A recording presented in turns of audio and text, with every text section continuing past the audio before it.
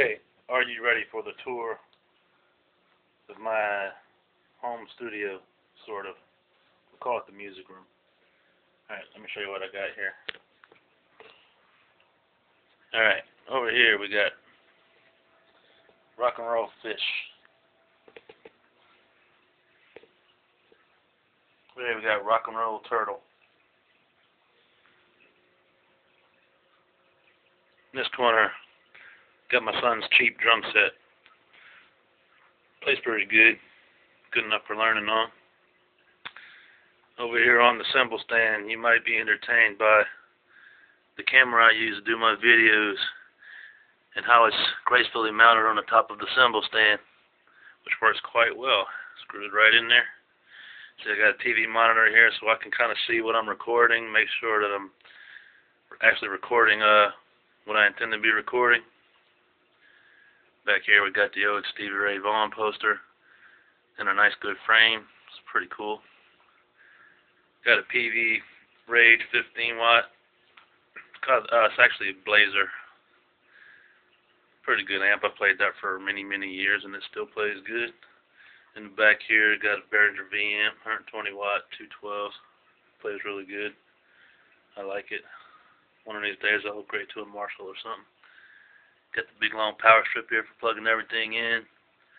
Can of WD. Squirting on my guitars in places to keep the strings lubed up around the nut and around the bridge. See what we got here. Got my cordless headphone monitors. Really useful for keeping that cord out of your way while you're playing. Got my BR6. It's basically where all the recording is done. Down here got the old RC2 loop station. Currently I'm using this RP100A Digitech processor. It's pretty good. I'm getting ready to buy the old Boss GT10, so that's probably going to be a memory very soon. Little old Ibanez guitar tuner. That's the Behringer switch that came with my amp. Got the old Shure 58 mic and mic stand. Pretty good mic. I need to learn how to use it. That's my Dean Edge bass. Got active pickups in it. I like this bass. It's cheap. Exactly my style. The infamous DST2 Floyd Rose series guitar with speed-loaded bridge and nut strings. A lot of heat over playing that guitar, but I like it. So here is Washburn X25 24 fret neck, rock and roll type guitar. Humbucker, single humbucker. You also got a floating bridge. Doesn't offer the freedom of bends that the Floyd Rose does, but it still serves its purpose well, stays in tune. It has deep bassy type distortion instead of nice crisp bright sounds, so probably best used as a rhythm guitar. Here's a Squire Strat that I bought back in '95. I bought it. Now the Squire Strats go what, about 130, 150 bucks or less. This guitar I paid almost 300 bucks for, brand new. So back in those days, wasn't nothing cheap about them. You can see I pulled the pickup covers off. And this guitar does not like electronics to be on in the room, so if you get the TV on or whatever, you definitely get some hum. So you got to keep holding the strings or keep playing or turn the volume down. Other than that, this guitar plays good and records good. This is my Lotus Les Paul. Been around for a while. Forget exactly when I obtained it. I think this guitar was built somewhere in the early 70s. This guitar has got some issues. The pickups are very noisy. All the knobs, all the pots need to be replaced. The input jack needs to be replaced.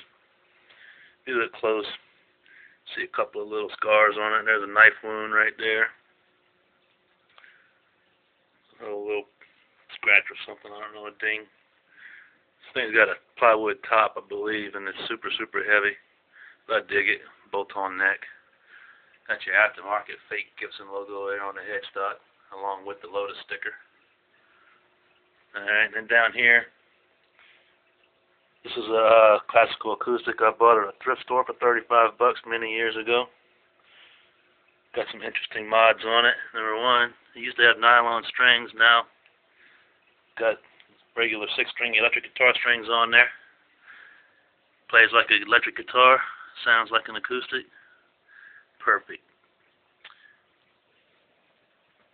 When I put the electric strings on there, it kind of bowed the neck the wrong way. So to lower the action, I kind of modified this bridge. I scraped all the wood off. Ended up cutting a piece of wire to stick underneath the strings to have some kind of a hard surface to rest upon there. So now the guitar is perfect. It's like the junkyard guitar. It's very cool. And then got my I don't know what you want to call this, man. Barbershop chair or something. This is my stool. Pretty good. I bought this stool just specifically because it's got this footrest in there. And when you sit on this chair, it puts your leg at just the right angle to keep the guitar in position. So how many of you guys have bought a stool and your guitar keeps sliding off your leg because you're sitting too high and it's too far to the floor? So think about getting a stool like that, man. Works really good.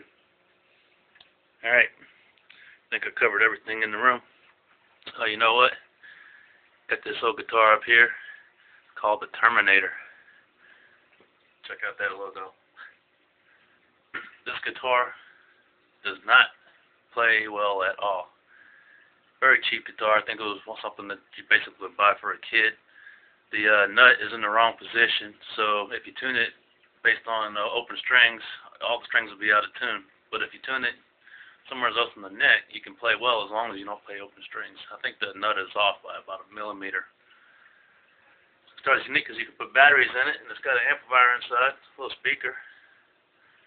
And all you gotta do is turn it on, and you can play amplified without even having an amp. So that's pretty cool, and it actually still works. If I could fix that problem with the neck, it might not be a bad guitar. This bridge is totally whacked out. It's got a spring in there. I don't know. It's garbage. Just for show, I guess. Something for the kids to beat up on, and I don't have any worries at all about them damaging it, you know? Alright. Here's my music stand with all my tabs and crap all piled in there and strewn all over the place. So, that's my room.